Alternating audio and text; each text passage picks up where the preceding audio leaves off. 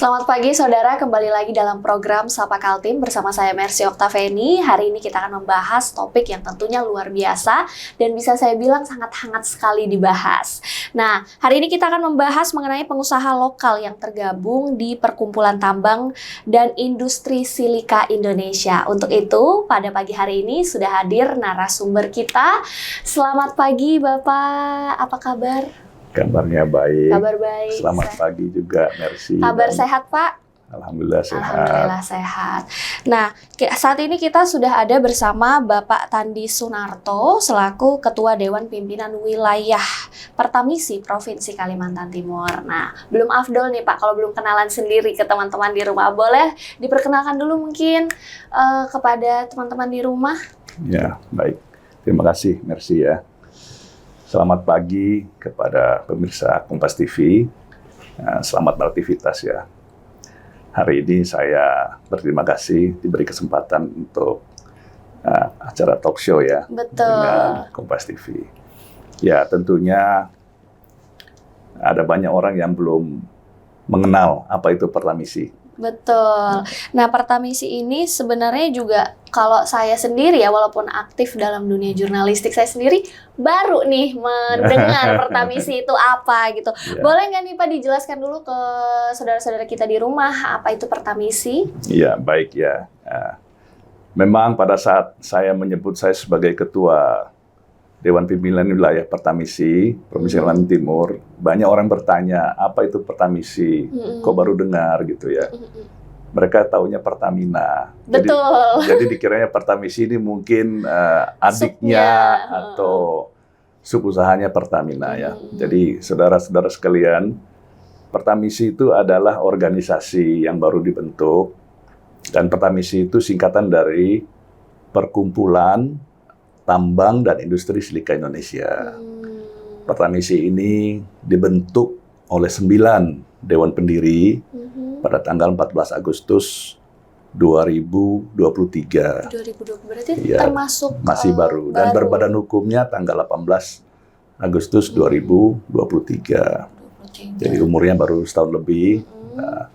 Dan untuk Kaltim sendiri, Pertamisi ini dibentuk melalui surat keputusan atau penetapan dari surat keputusan Dewan Pimpinan Pusat itu pada tanggal 29 Agustus 2024. Dan kami dilantik pada tanggal 14 Desember tahun 2024 yang lalu.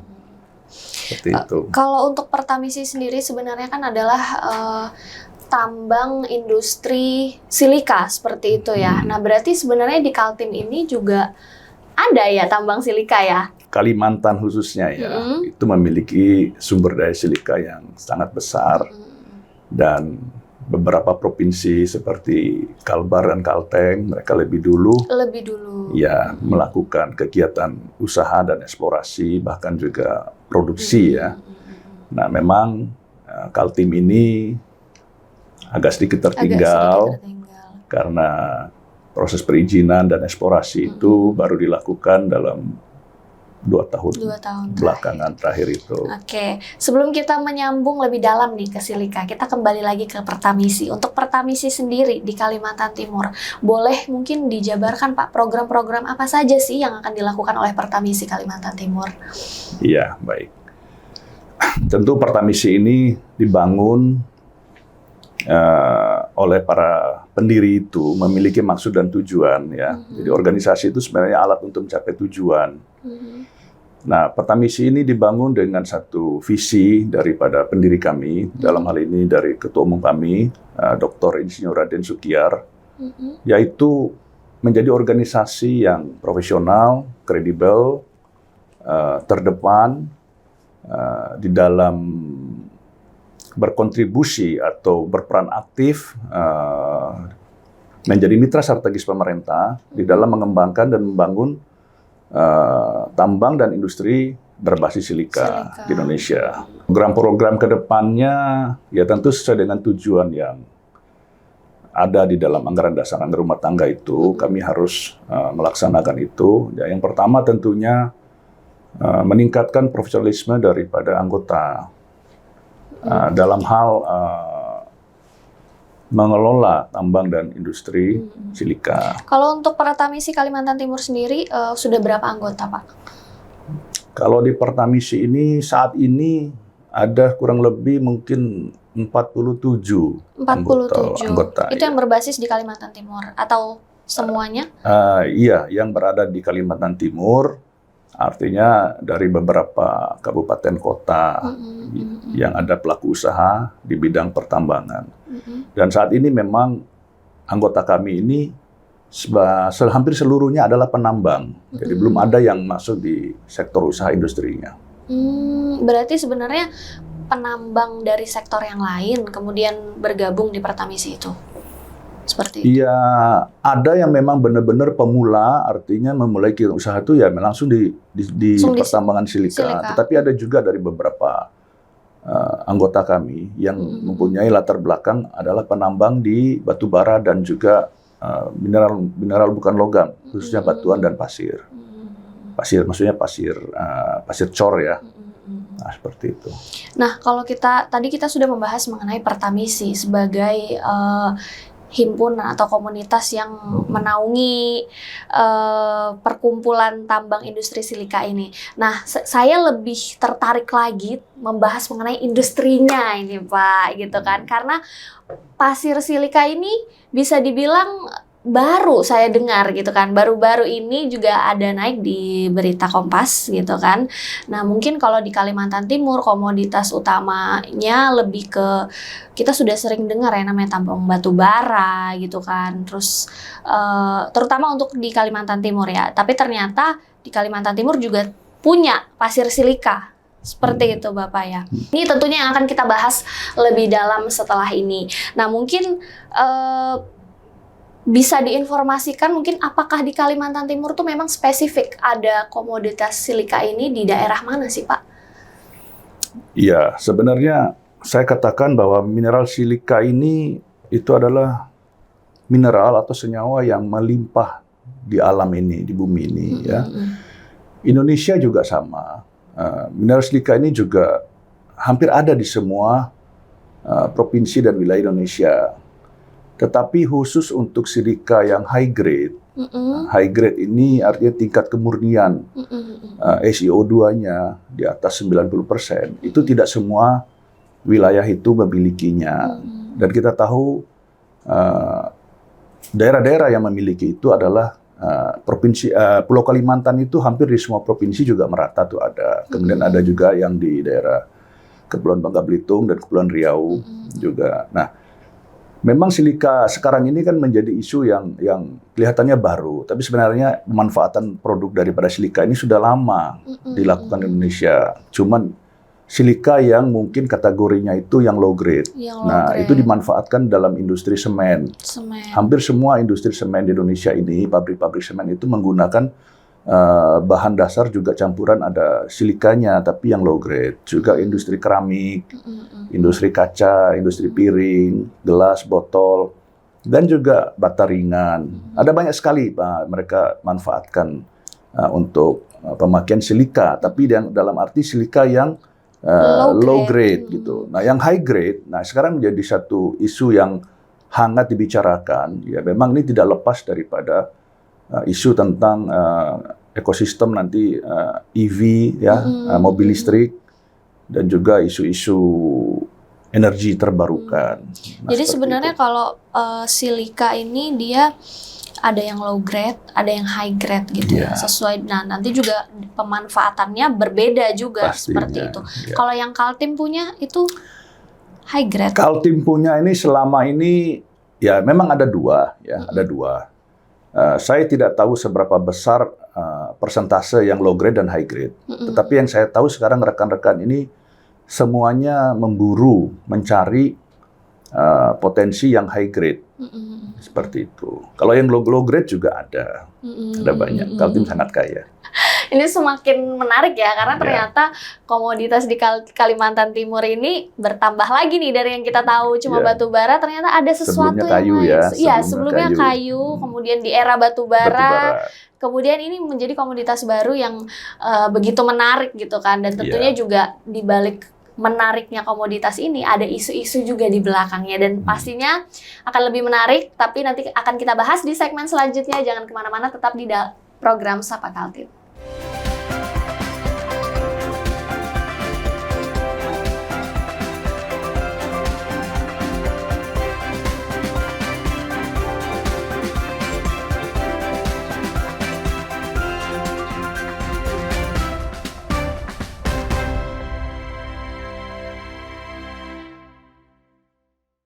Saudara, kembali lagi dalam program Sapa Kaltim, masih bersama narasumber kita yang luar biasa dan juga pembahasan yang semakin menarik di segmen kedua.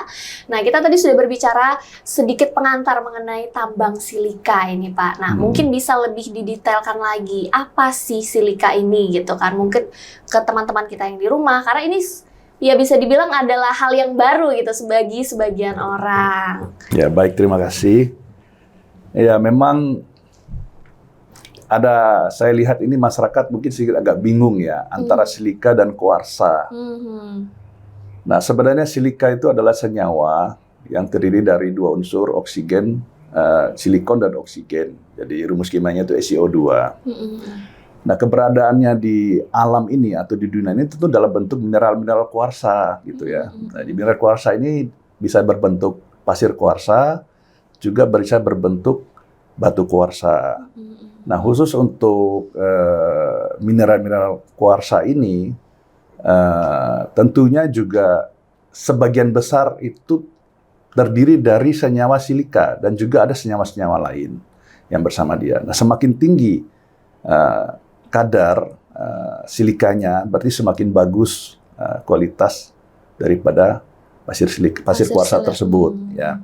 Tetapi kita harus bedakan gitu antara pasir kuarsa dan batu kuarsa. Kalau batu kuarsa itu kita sebut kuarsit ya.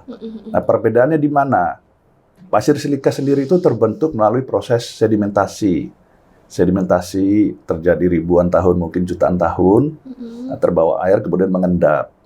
Jadi dia berasal dari batuan beku atau batuan-batuan sedimen gitu ya. Nah, tetapi yang namanya batu kuarsa itu terbentuk karena adanya proses aktivitas tektonik dan intrusi daripada magma, sehingga pasir yang tadinya sudah terbentuk itu dibakar dan ditekan jadi batu, dan ini batunya menjadi lebih murni dia, karena materi-materi pemotornya biasanya dengan temperatur yang sangat tinggi itu akan hilang dan menguap.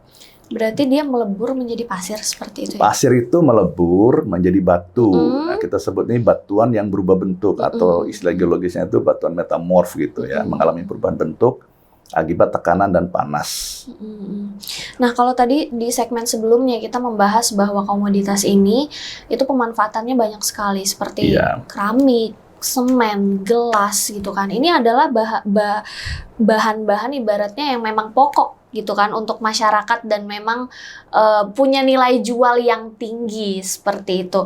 Nah, di Kalimantan Timur sendiri sebenarnya ini belum dieksplorasi Pak ya. Mungkin ke depannya apakah ada harapan-harapan dari Bapak sendiri untuk industri silika di Kalimantan Timur?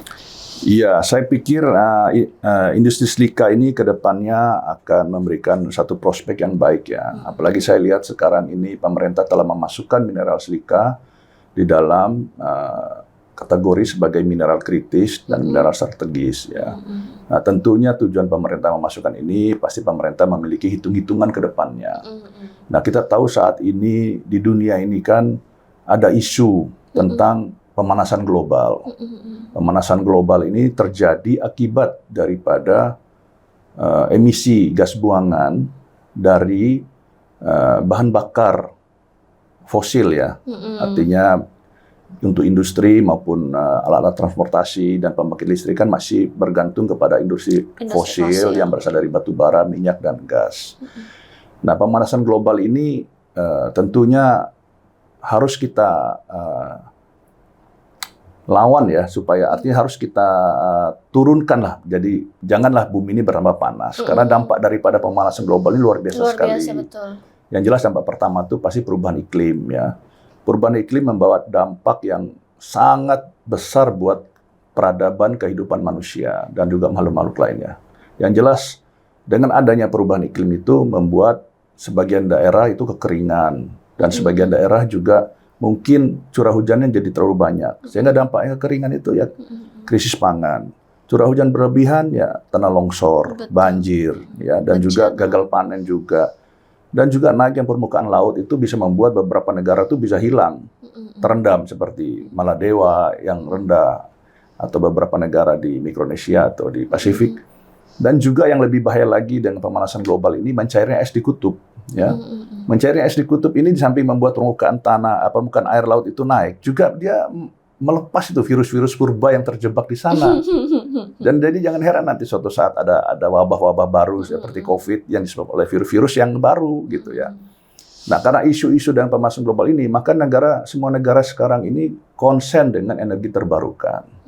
Energi terbarukan itu kalau kita lihat kan bisa dari bioenergi, baik biodiesel, biomasa, bisa juga energi sumber daya air ya dengan PLTA-nya, bisa juga energi angin ya, bisa juga energi dari panas bumi, bisa juga energi gelombang laut, sinar matahari, energi surya, dan terakhir energi nuklir ya. Nah, tentu di sini silika ini mengambil peran yang sangat penting di dalam transformasi energi tersebut ya. Nah, untuk produksi silika sendiri, kalau kita bicara transformasi energi tentu itu terkait dengan kaca dan photovoltaic cell. Nah, untuk kacanya itu dibuat dari pasir silika. Artinya kaca yang melapisi permukaan solar panel. Tapi kalau untuk photovoltaic cell-nya ya menggunakan batu kuarsa atau kuarsit. Nah, seperti itu. Nah, kalau penggunaan lain misalnya daripada pasir kuarsa dalam bentuk senyawa CO2 itu sangat banyak sekali ya, baik untuk industri semen, industri peleburan besi, pemurnian besi, industri kaca ya, ada industri cat, ban, industri abrasif, bahkan kimia, kosmetik juga. Kosmetik juga, makanan juga.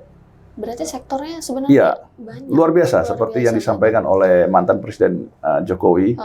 Turunan daripada mineral silika ini katanya ada sekitar 6.000 katanya. 6.000. Ya, 6.000 turunan. Gitu. Jadi luar biasa sekali. Iya. Ini salah satu ilmu baru juga sebenarnya untuk saya ya, pribadi, bukan cuma teman-teman yang di rumah. Ternyata komoditas ini tuh luar biasa sekali seperti itu. Nah, ini juga kita tentunya di era yang baru, kepemimpinan yang baru, hilirisasi itu adalah isu yang hangat sekali dibahas. Nah, ngomong-ngomong tentang hilirisasi, potensi tambang silika di Kaltim itu seperti apa, Pak? Tanggapannya? Ya, saya merasa ini sudah tepat sekali ya kalau ada satu kebijakan atau regulasi tentang hilirisasi. Karena hilirisasi ini juga bagian dari tadi transformasi energi, juga transformasi ekonomi. Nah, sebelumnya kan Indonesia ini adalah negara berkembang, negara agraris. Dan kita sekarang ini sedang menuju atau bertransformasi menjadi negara industri dan negara maju atau negara modern. Ya. Dengan hilirisasi, tentunya kita akan beralih dari tadinya cuman mengandalkan sumber daya alam, yang mana nilai ekonomisnya kalau dalam bentuk mentah itu kan rendah. Iya, betul. Dan juga tenaga sumber daya manusianya tentu kualitasnya juga tidak tinggi. Dengan kita melakukan hilirisasi, ya tentunya kita akan beralih ke industri manufaktur. Tentu di situ nanti akan terjadi peningkatan kualitas sumber daya manusia dan pengembangan teknologi industri. Dan juga dengan adanya industri manufaktur, berarti kan adanya investasi yang masuk, investasi baik dari lokal maupun dari luar. Nah, itu tentunya investasi ini sangat penting sekali di dalam pertumbuhan ekonomi. Luar biasa ya. Nah, kalau untuk pembatasan ekspor silika ini, Pak, itu seperti apa tuh? Ini juga menjadi satu isu bagi kami, khususnya para pelaku usaha ya di bidang tambang silika ya. Kita tahu bahwa saat ini hampir 90% lebih itu pelaku usaha itu masih di sektor tambangnya. Belum ada yang beralih ke sektor industrinya. Nah, kami ingin menyampaikan bahwa silika ini tentu berbeda dengan komoditas lain seperti nikel, bauksit, tembaga, yang mana Indonesia adalah salah satu yang terbesar, bahkan nomor satu kalau untuk nikel ya. Negara-negara itu tidak punya. Nah, sementara silika ini Indonesia bukan yang terbesar. Selama ini pasar itu didominasi oleh negara-negara Amerika, Australia, juga bahkan kalau di Asia Tenggara ini kan ada Kamboja, ada Pakistan, bahkan Malaysia juga. Nah, kalau misalnya ini dilarang ekspor, tentunya ini juga kurang tepat kalau terburu-buru melarang ekspor. Karena pada saat kita dilarang untuk ekspor, maka negara-negara lainlah yang akan mengambil celah itu. Celah itu gitu. Ini loh. semakin menarik sih Pak ya. Jadi ternyata ini adalah salah satu suara juga ya kan yang perlu mungkin kita sampaikan kepada pemerintah atau mungkin masyarakat di rumah juga perlu tahu. Semakin menarik lagi, tapi kita akan bahas lebih dalam setelah ini di segmen selanjutnya, tetap di Sapa Kaltim.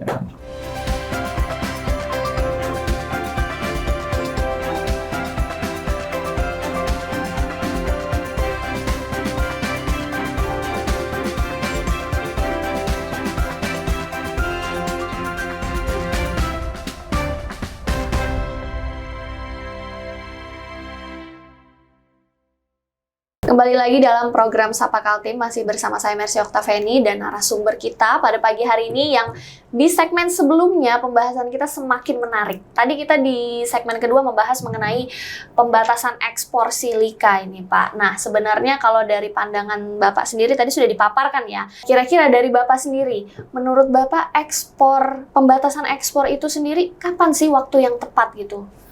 Ya, tentunya waktu yang tepat, ya pemerintah ini harus menciptakan pasar dulu di dalam negeri.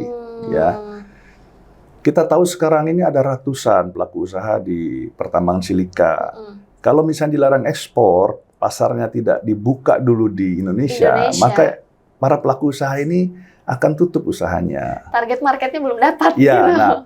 Untuk membuka pasar itu, hilirisasi itu adalah salah satu jalan yang menurut saya itu menjadi keharusan. Karena dengan adanya hilirisasi seperti kita lihat seperti di nikel ya. Nikel ini pada saat dibatasi atau dilarang ekspor, tapi ekosistem industrinya itu sudah terbentuk. Ada banyak sekali smelter-smelter yang ada di Indonesia ini. Bahkan smelter tersebut kekurangan bahan baku. Tetapi kalau misalnya cuma hanya ada beberapa pabrik kaca atau pabrik semen ya, itu tidak bisa menyerap semua pasar daripada hasil tambang teman-teman pelaku usaha di bidang silika ini. Dan pengumpulannya banyak, tapi targetnya supply-nya banyak. Kalau demand-nya sedikit, tentu kan juga harga akan hancur. Betul. Tidak ada harganya. Jadi harapan saya segera pemerintah melakukan hilirisasi, upaya hilirisasi ini, nah khususnya untuk Kalimantan Timur ya. Kalimantan Timur ini saya pikir memiliki beberapa keunggulan komparasi untuk menjadi target investasi hilir, khususnya di bidang silika ya. Saya melihat keunggulan kita itu yang pertama itu adalah stabilitas wilayah. Kalimantan Timur ini aman ya, tidak pernah terjadi kerusuhan. Yang kedua, ketersediaan wilayah. Kita memiliki wilayah yang luas untuk dijadikan satu kawasan untuk industri manufaktur. Nah, yang berikutnya, Kalimantan Timur ini memiliki cadangan energi yang sangat besar, baik itu energi dari batu bara dan gas. Ya. Nah, yang berikutnya lagi, kita memiliki keunggulan komparasi itu, kita juga banyak industri-industri HTI yang memproduksi wooden chips ya, di mana wooden chip ini juga diperlukan di dalam untuk mengolah atau memurnikan logam silikon dari silika tersebut ya. Nah, kemudian keunggulan berikutnya yang kita miliki itu di Kalimantan Timur ini sudah banyak sekali kawasan-kawasan industri dan kawasan ekonomi khusus ya. Kita tahu bahwa di sini kan ada kawasan industrial estate Bontang, ada kawasan industri Maloy, ada kawasan ekonomi khusus, kawasan ekonomi khusus Maloy, kawasan industri Karyangau, kawasan industri Buluminung, bahkan tetangga kita itu dibangun satu kawasan di Bulungan ya. Di Bulungan. Itu dibangun satu kawasan industri hijau terbesar di dunia. Namanya itu Kaltim Industrial Park Indonesia ya, KIPI Mangkupadi yang berada di Tanah Kuning Bulungan. Nah, saya pikir ini juga salah satu keunggulan Kalimantan Timur untuk menjadi sasaran tujuan investasi, khususnya di bidang silika. Yang berikutnya juga saya lihat di Kalimantan Timur ini kan dilalui oleh Selat Makassar ya. Iya, Selat Makassar. Itu menjadi, kalau kita lihat tuh jadi ALKI, 2 alur laut kepulauan Indonesia yang menghubungkan antara Samudra Indonesia ke Pasifik ya. Nah, kita tahu ini kan menjadi untuk pengiriman logistik dan transportasi kan jadi dekat kita dengan negara-negara yang memang menjadi sasaran utama untuk komoditas silika ya, seperti China, Korea, Jepang, Taiwan, ya bahkan juga Amerika ya. Nah, kalau kita bicara mengenai keunggulan-keunggulan dan manfaatnya, kita sudah banyak sekali ya Pak bahas itu tadi pemanfaatannya, kemudian juga ternyata jalur transportasinya mendukung, industri silikanya juga di Kalimantan Timur dengan tadi kita udah bahas bahwa kualitasnya juga bagus seperti itu. Tapi dibalik dari yang namanya industri pertambangan sendiri, ini kita sedikit bahas mengenai dampak lingkungan. Nah, ini dari Bapak sendiri, kira-kira seperti apa nih mungkin pandangannya atau solusinya atau bisa memberikan pengertian kepada masyarakat? Iya, semua industri khususnya di bidang pertambangan itu pasti memberikan dampak yang positif dan dampak yang negatif. Betul. Ya. Kalau dampak positif tadi itu ya tentunya dengan adanya pertambangan itu kan ada satu komoditas yang bisa kita ekspor, yang bisa membawa pendapatan negara kan bisa bertambah. Betul, ya, juga. Baik dari pajak maupun juga cadangan devisa kita bertambah. Lapangan pekerjaan juga. Terus juga adanya ahli teknologi, ya berarti kan tingkat kualitas sumber daya manusia kan juga bisa meningkat. Ya. Nah, ini yang saya bilang yang positifnya untuk investasi atau kegiatan usaha di bidang pertambangan. Tetapi juga kegiatan pertambangan ini juga memberikan ada juga dampak negatifnya, khususnya terkait dengan kelestarian lingkungan. Ya, kita tahu bahwa semua kegiatan tambang pada dasarnya itu tidak ada yang ramah lingkungan. Kalau menurut saya, tapi kegiatan tambang ini kan harus berwawasan lingkungan. Pada saat kita menambang, kita kan mengambil sumber daya yang ada di dalam bumi, di dalam tanah. Berarti kan ada kegiatan penggalian. Betul. Nah, pada saat penggalian itu tentu ada eksesnya. Pasti tanah di atasnya itu terkupas. Betul. Vegetasi yang ada di atasnya juga akan hilang ya, artinya tanamannya, terus juga hewan-hewan juga akan kemana-mana gitu ya. Nah, tetapi disinilah peran pemerintah untuk bagaimana memaksimalkan dampak positifnya dan meminimalkan dampak negatifnya.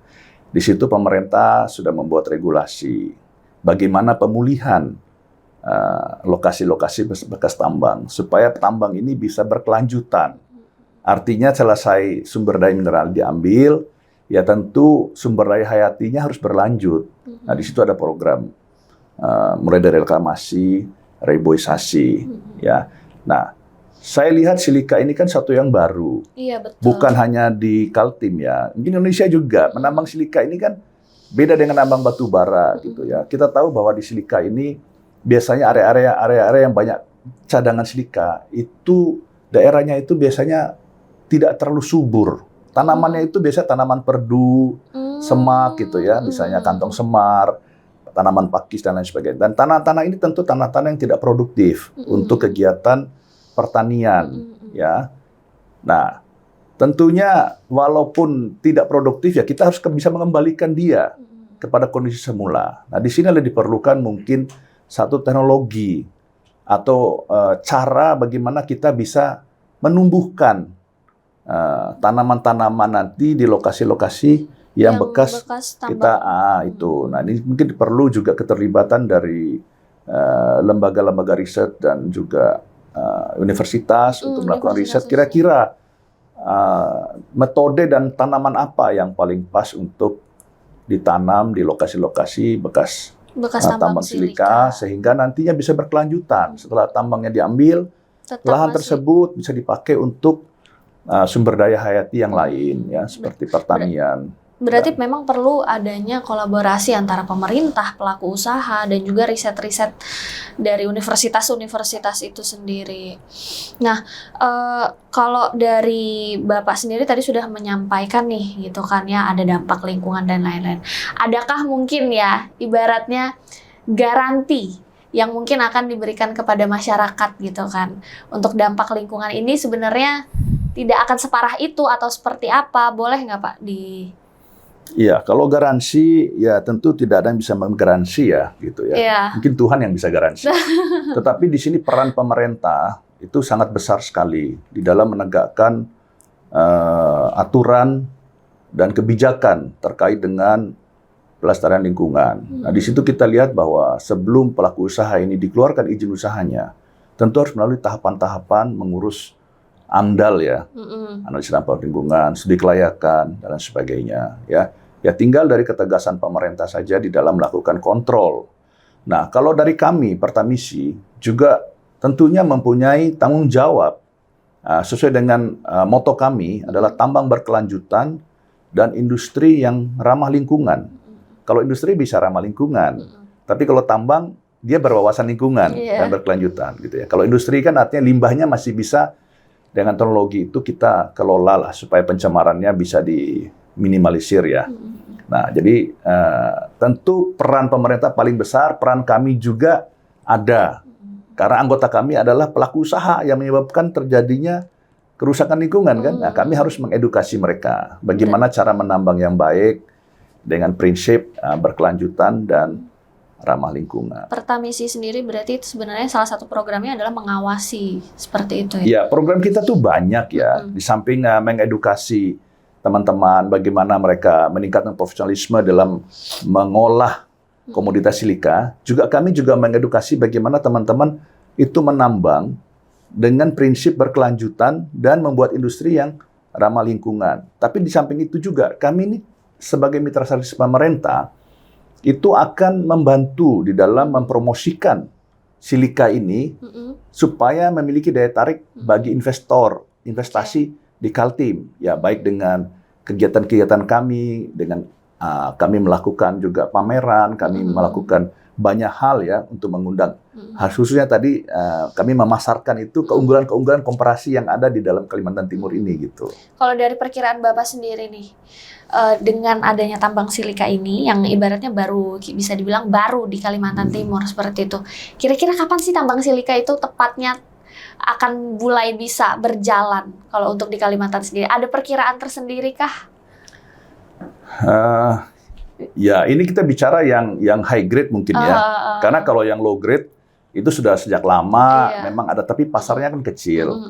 Nah, kalau yang high grade nanti, saya perkirakan itu menjadi booming pada saat nanti ekosistem mobil listrik ini terbentuk.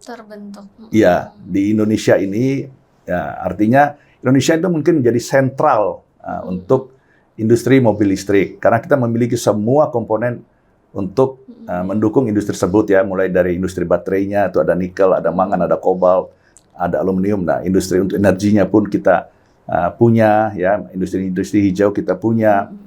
Berarti sebenarnya kita juga harus melek sebenarnya dari sekarang ya, kalau memang ada kira-kira potensi luar biasa seperti itu yang pastinya akan booming gitu, seharusnya mungkin bisa lebih melek lagi dari sekarang. Iya, saya pikir ini masalah waktu ya. Masalah waktu, betul. Kendala kita di Indonesia ini kan adalah proses birokrasi dan perizinan yang memerlukan waktu yang panjang dan juga proses yang waktu yang lama dan proses yang panjang. Ya, saya harap pemerintah kalau ingin mengambil momen ini ya tentu harus bisa membantu di dalam bagaimana mempercepat proses perizinan. Oke, luar biasa sih Pak, banyak sekali informasi yang kita dapat pada pagi hari ini, tapi ternyata kita dibatasi oleh durasi. Nah, boleh nggak dikasih satu closing statement, mungkin pesannya untuk pemerintah atau masyarakat mengenai topik yang kita bahas pada pagi hari ini? Ya, mungkin saya mengatakan bahwa komoditas silika ini adalah komunitas yang sangat strategis ya di dalam transformasi energi dan transformasi ekonomi bagi bangsa Indonesia. Dan sudah saatnya pemerintah juga memberikan atensi yang besar kepada pengembangan industri silika ini, khususnya membantu kami para pelaku usaha di hulunya di dalam proses perizinan supaya kami bisa segera mendapatkan izin usaha pertambangan tersebut. Oke, luar biasa. Terima kasih kepada Bapak Tandi Sunarto. Harapannya tentunya yang terbaik dan pastinya semoga semua mendapat dampak baiknya, baik dari pengusaha, dari pemerintah, dan juga pastinya masyarakat dan juga lingkungan sekitar, khususnya di Kalimantan Timur. Baik, pemirsa, program Sapa Kaltim telah sampai kita di ujung pembahasan kita mengenai pembahasan yang luar biasa, terutama di pertambangan silika yang menarik ini. Terima kasih saya ucapkan kepada Bapak Tandi sudah hadir pada pagi hari ini. Terima kasih. Jangan lupa tetap saksikan program Sapa Kaltim di episode-episode selanjutnya. Sampai jumpa, saya Mercy Oktaveni, pamit undur diri. Jangan lupa nonton Sapa Kaltim di Kompas TV.